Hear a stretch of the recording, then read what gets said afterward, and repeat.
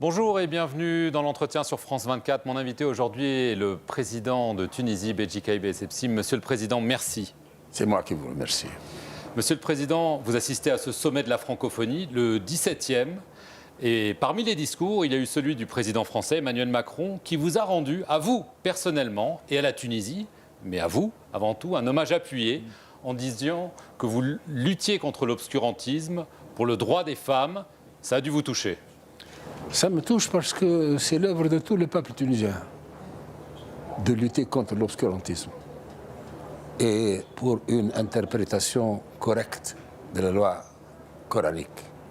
Et nous sommes confrontés, comme beaucoup d'autres pays, à une lecture tout à fait non inclusive, non exhaustive de la loi religieuse, qui est une loi d'ouverture, de tolérance. Et évidemment, certains l'interprètent différemment. Mais le peuple tunisien déjà a commencé à lutter contre cela depuis le président Bourguiba. C'est lui qui a quand même initié une politique de progrès en Tunisie. Il a libéré la femme. Il a généralisé l'enseignement. Aujourd'hui, il n'y a pas un jeune à l'âge d'aller à l'école qui ne trouve pas une place. Mais le fait que vous ayez voulu promulguer des lois qui aillent en ce sens dans cette époque où ne cachons pas les mots, l'islam est un sujet de controverse, y compris en Europe, c'est un geste politique fort. C'est l'islam mal compris. C'est vrai que c'est un geste qui est fort, mais fort dans la voie du progrès. Et je suis sûr que la majorité des Tunisiens, je n'ai pas dit des Tunisiennes, les Tunisiens comprennent très bien dans quel sens il faut y aller et que c'est dans ce sens-là que nous devons aller. Et même, j'ai conseillé, je n'ai pas le droit de conseiller, mais j'ai dit à mes frères africains que si jamais ils veulent généraliser la démocratie dans leur pays, nous sommes déjà dans une première phase. Nous n'avons pas encore la démocratie, mais nous sommes dans la première phase. Ils doivent faire de grands efforts pour les femmes. Et ça va pas assez pour le moment. Ils en font ce qu'ils peuvent. Mais nous-mêmes aussi, en Tunisie, peut-être que nous n'en faisons pas assez. Mais de toute façon, la solution, c'est la clé de voûte du système, c'est la femme. La francophonie, donc il y a ce sommet, le prochain doit se tenir chez vous. Alors c'est vrai qu'on se demande toujours un petit peu à quoi ça sert ces sommets, qu'est-ce que la francophonie. Vous y voyez vraiment une vraie utilité, un vrai outil sur la scène internationale? Écoutez, il faut d'abord rappeler, beaucoup ne le savent pas, que la francophonie n'est pas une création française, c'est une création africaine. Les véritables départs de la francophonie, c'est en Afrique. Il y a 3 chefs d'État africains qui sont les véritables pères de la francophonie, Habib Bourguiba, Léopold Sédar Senghor et Amani Diori. Ce sont les 3, parmi d'autres, bien entendu. Et effectivement, cet espace francophone est un espace utile.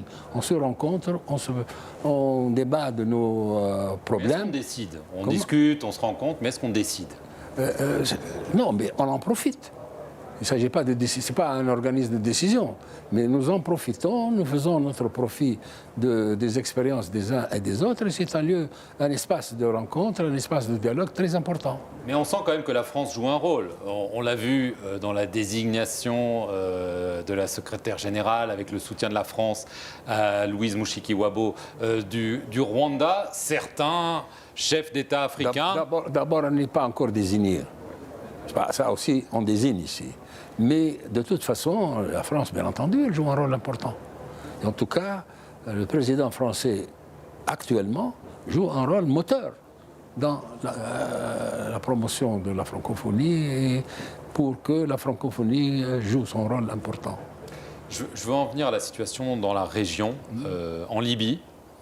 Le président français a dit, répété, affirmé qu'il faut qu'il y ait des élections le 10 décembre, c'est-à-dire dans 2 mois. La situation est extrêmement instable. Beaucoup d'observateurs d'autres pays disent que c'est une folie. D'abord, ce n'est pas dans cette circonstance que le président l'a dit. Nous parlons actuellement de la francophonie. On ne peut pas régler tous les problèmes. Mais la Libye, c'est un problème important. En premier lieu pour la Tunisie. Voilà, c'est pour parce ça qu'on que en parle. c'est un pays, j'ai l'habitude de dire, nous sommes un seul peuple pour deux États. Tellement nous avons une frontière largement ouverte, 450 km, qui n'est pas encore protégée, etc.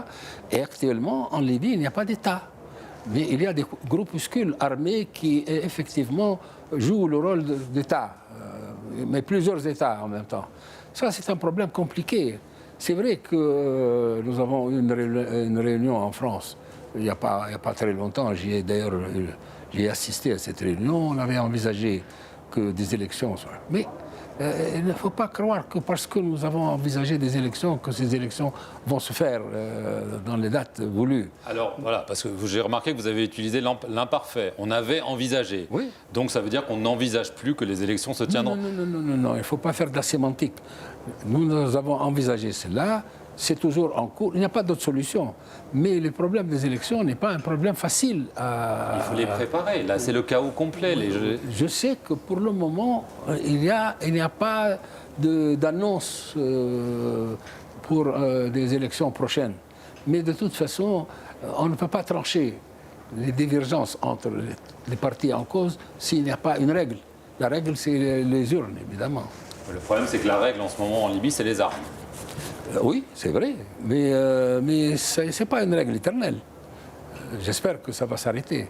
Et lorsque les armes s'arrêteront, eh ben, nous commencerons à œuvrer dans le bon sens. Mais on a l'impression que les choses n'avancent pas, Monsieur le Président.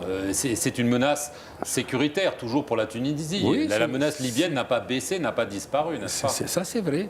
Mais ce n'est pas parce que la menace existe qu'on doit baisser les bras aussi. Donc vous continuez à y croire. On a parlé de lutte contre l'obscurantisme. Le président Macron a parlé de ça.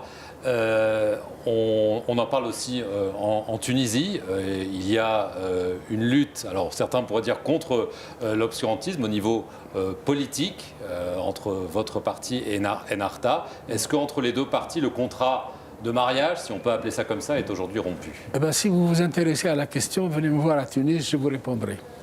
Vous ne voulez pas en parler?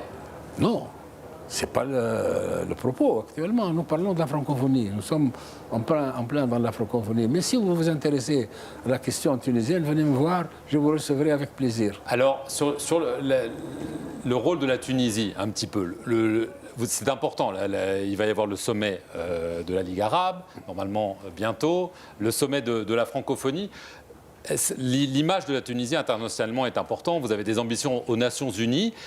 Est-ce que le fait qu'il y ait des difficultés internes est un problème à ce niveau-là pour l'image de la Tunisie?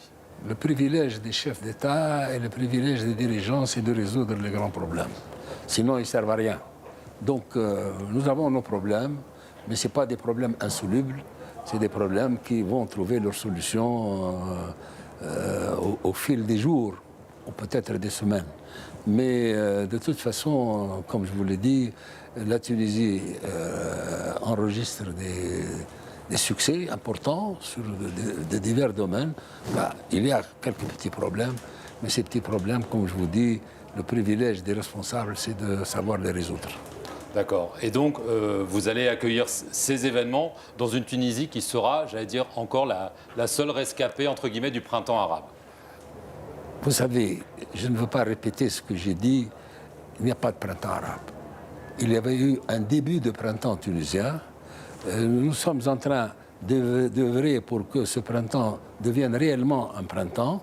Nous avons les atouts pour cela, mais évidemment, on ne réalise pas tous nos rêves comme cela, sans difficulté. Mais nous sommes sur la bonne voie. Merci beaucoup, Monsieur le Président, d'avoir répondu à nos questions.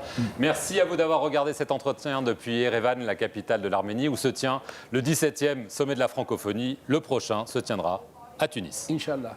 Merci beaucoup, Monsieur le Président.